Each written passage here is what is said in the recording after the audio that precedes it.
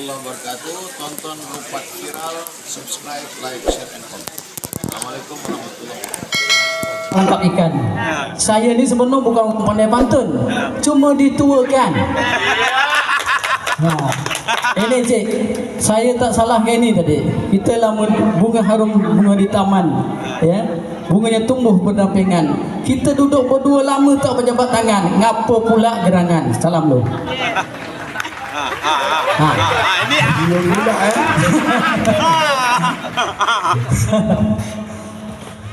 Bukan pedang sembarang pedang. Mak ni tajam. Pedang tertancap di tepi halaman. Bukan datang sembarang datang. Saya pendatang, kalau nak kenal boleh kita bersalaman. Alhamdulillah. Kata orang cerita lama Kuala Tungkal, ya, tempat orang mancing tenggiri. Inilah baru bersalaman walaupun sudah berbual, supaya kita dapat dikenal orang sini. Betul. Itu maksud saya. Betul, tapi saya sebelum cik tanya saya, orang sini dah kenal saya. Mungkin cik baru kenal. Kata orang, kalau berjalan ke laut Natuna, banyak orang mengait ikan sardin. Ini cik saya punya nama di tabal, nama saya Ismail punya nama, Zainuddin punya yang tua. Pak Ismail. Ya. Pak Ismail kalau dah kenal, dia pula. Kenal kan. Cik, siapa nama ni? Ini banyak anak gadis nak kenal ni. Wah, banyak anak gadis Ya. Jadi beginilah tu. Kalau di Buayo, kalau di Sungai Buayo, hati-hatilah kalau nak mandi.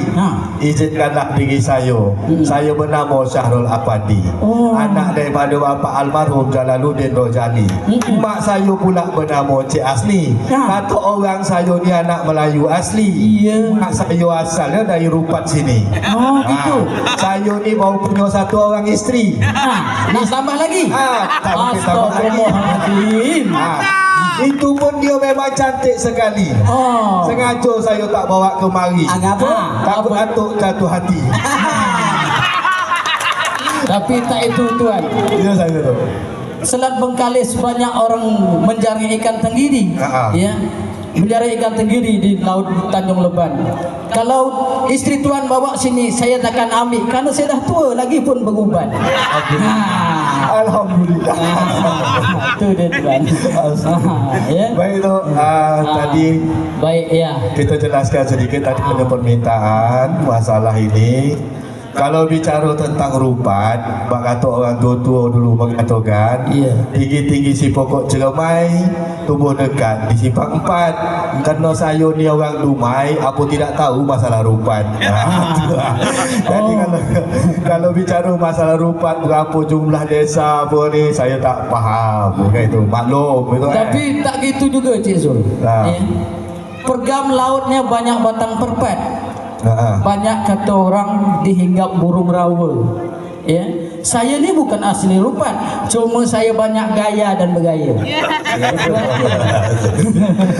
Tak asli orang Rupat saya ni. Mak saya memang orang Rupat. Itu panjang dia juga. Jadi kalau saya ni tadi belum tahu ya. Saya melalang buana dari negeri Natuna. Dapat isteri anak Pak Haji Zakaria, nama Nurmala. La ilaha illallah. Itu keluarga saya. Lama saya. Tapi kalau kita bicara tentang adat, tadi ada, tapi mantap tadi tu yang budak yang pakai baju merah tadi. Dia tak tahu, dia langsung jawab tak tahu. Daripada jawab pura-pura tahu, nanti salah orang yang dengar, ya kan? Masalah tadi tu, masalah apa nama ni? Sirih jantan dan sirih betina. Ini dia. Baik. Lain lubuk, lain ikan. Kata orang zaman dulu gitu mengatakan, lain pedang, lain belalang, lain tempat, lain pula adat istiadatnya. Masalah sirih telungkup, sirih telentang, sirih betina ini, itu daerah-daerah bermacam-macam bentuk. Ada yang kalau sesama jantan itu bujang dan gadis, dia sesama telungkup. Kalau dia duda dengan janda, dia telentang. Itu ada yang ada macam itu. Ada pula yang di beberapa daerah itu yang jantan telentang, yang betina telungkup. Ada pula yang terbalik lagi. betina pula yang terlentang, jantan pula yang terlungkup. Jadi yang mana pasti betulnya itu wallahu alam. Lain lubuk, lain ikan, lain padang, lain belalang. Itulah. Ibaratnya kami pun, saya pun pribadi saya tak berani jawab kerana mungkin di sini berbeza dengan apa yang ada di Dumai. Ya saya pun kalau dapat ini ahli dia juga nih sebenarnya. Cuma di salopinya itu kita tidak bisa jawab secara apa khusus, kita rupat begini khusus. Cuma untuk Kabupaten Bengkalis kemarin tuh baru disepakati, tolong katanya itu aja. Kalau bicara tepak sirih telukuk telentang, jangan hubungkan dengan ranjang. Paham? Betul. Contoh pantun begini, batu belah batu bertangkup, batu cerita pada orang-orang. Kenapa sirih perempuan diatur telungkup? Karena dia apa? Karena itu proses orang diranjang. Itu tak mau. Itu yang bahaya. Bahaya. Dia telentang, berarti perempuan telentang. Datang yang laki-laki telungkup, yang laki telungkup, itu kerja diranjang. Tapi jawablah sirih itu dengan adat istiadat. Yang telungkup itu artinya gadis yang tidak pernah menerima sesiapa pun, dan yang telentang artinya sudah janda, sudah jadi istri orang. Tapi ada itu persepsi yang sebenar. Ada lagi persepsi yang lain. Kalau sirihnya kelat, lain lagi betul. Jadi tadi kita sudah menemukan mungkin sirih yang bujang dan dara. Apa pula bedanya sirih janda dan duda? Gitu. So kerja ni. Ini malam hari kan. Wasul lu jawab. Sirih bujang dan dara. Ramai orang menangkap bilis. Bilis ditangkap di tepi selat. Apa tanda sirih anak gadis? Ini anak gadis tu rasanya kelat. Yang gadis rasanya kelat.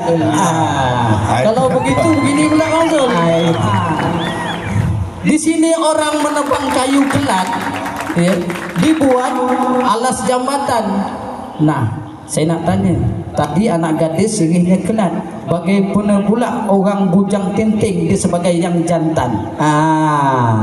Ini dia. Aduh pula. Dia bujang tinting, itu dikata jantan. Nah, macam mana pula sirih rasanya?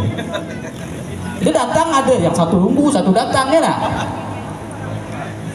Ramailah tamu dari Kelantan. Hendak pergi ke Sungai Alam. Kalau lah hatu nak tahu macam mana rasanya sirih jantan. Masya Allah. Kalau yang gadis kelat, yang ini pula masam. Yang gadis kelat, yang jantan masam. Anak-anak bapak yang gadis dengan yang jantan dengan marah ya. Itu sirih ada yang kelat dengan masam. Tapi sebenarnya tidak terasa gitu ya. Jadi tadi itu tapi saya nak beri satu pertanyaan pula lagi tu. Usah payah-payah, teruk saya tak balik saya kan. Tapi saya ada wakil jawab.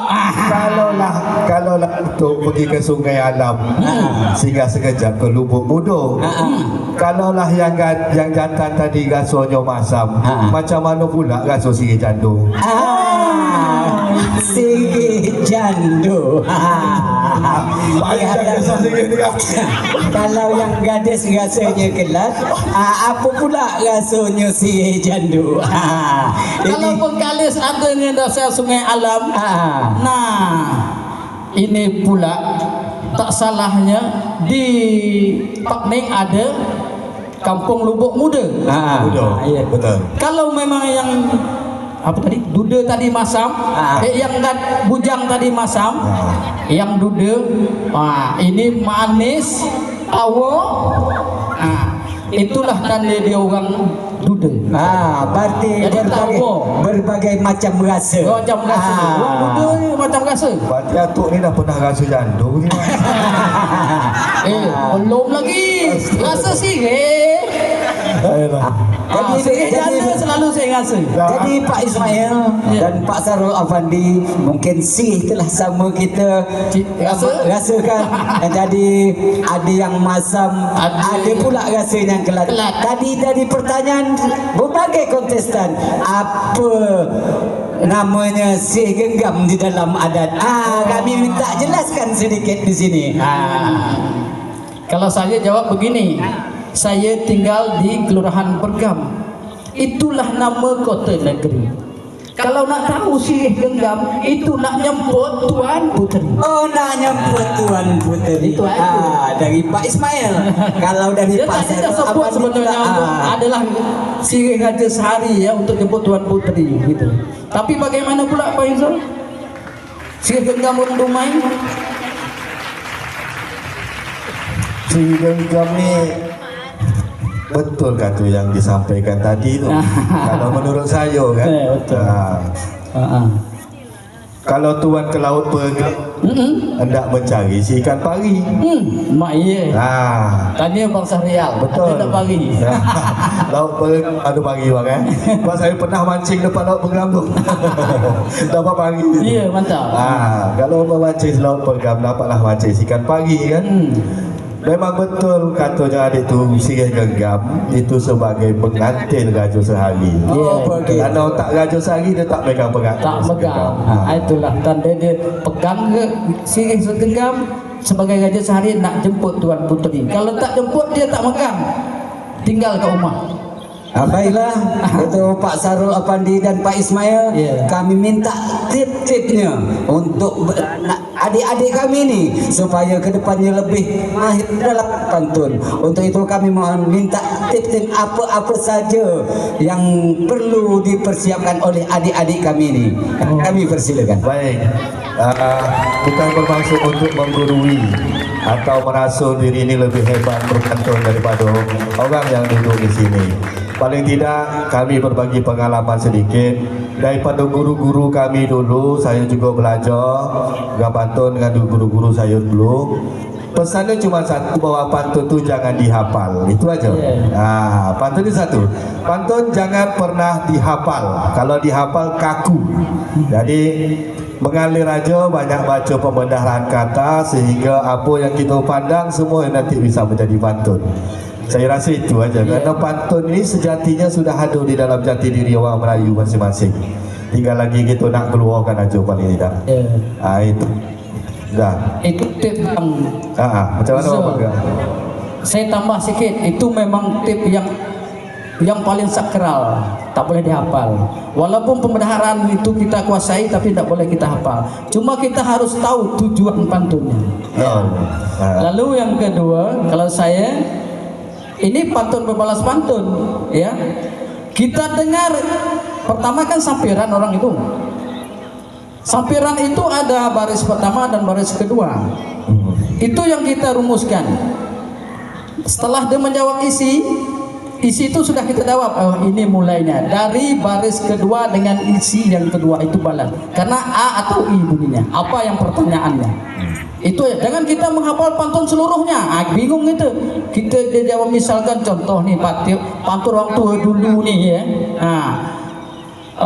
Kalau ada sumur di ladang, apa nak ditanya? Dah bingung dah. Kita mulai dari ada sumur di ladang dah kita hafal. Ini pantun dia. Ini. Payah nih. Yang isinya aja yang kita tunggu. Itu tip. Ini syukur-syukur waktunya lama ya. Kalau dah main di sana nanti tak ada waktu ini tak apa nulis. Waktunya pakai durasi 12:05 menit. Nah, besok kerja. Ini itu aja. Tip. Ya. Dan yang terakhir tip saya, sering-seringlah pantun walaupun seorang diri. Terima kasih kepada Bapak Sarul Afandi dan Bapak Ismail Zainuddin. Selanjutnya minta sedikit macam mana pendapat tadi tentang adik-adik kami yang berpantun tadi. Apakah dah mulai ada talenta-talenta yang tumbuh atau bagaimana? Kalau menurut saya, mantap dah. Mantap. Mantap dah ya. Kita beri tepukan. Tak ada lagi dah. Semuanya yang keempat mantap. Mantap dah. Dia sudah berani mengeluarkan sebuah kata-kata yang menjadikan sebuah makna sehingga menimbulkan tujuan untuk kita telaah apa maksudnya penyampaian. Nah, udah betul ngerti semua. Nah, ada kecuali tak mengertikan itu susah kita. Betul. Yang paling hebat lagi dia ngaku saya tak dapat jawab. Ini yang paling hebat. Ya, tepuk tangan. Dia paling jawab. Nah, itu yang paling hebat itu. Daripada dia jawab tapi salah jawaban. Lebih baik dia mengelak saja. Jadi desa dengan salah lagi ya. Desa kita 12. Terima kasih 12 kepada desa, Pak ya. Ismail Zainuddin dan Bapak Sarul Effendi. Ya. Kita beri tepukan gemuruh untuk juri kita yang hebat-hebat ini. Baik. Kalau menebang si kayu buluh ambil satu, tolong patahkan. Saya menyusun jadi 10, mohon maaf silap dan salah mohon dimaafkan. Sama saya, kata orang dari jauh menjunjung duli sudah dekat mengatur sembah. Saya mohon mengatur suku jari, mohon maaf hilang dan salah. Kata orang kalau lama pergi ke Mekah, baliknya pakai jubah lapuk. Mungkin sekianlah, selesailah sudah. Kita ucapkan Assalamualaikum warahmatullahi wabarakatuh. Iya, terima kasih kepada Bapak Sarul Effendi dan Bapak Ismail Zainuddin yang telah memberikan tip-tip kepada adik-adik kita ini untuk berpantun ke depannya.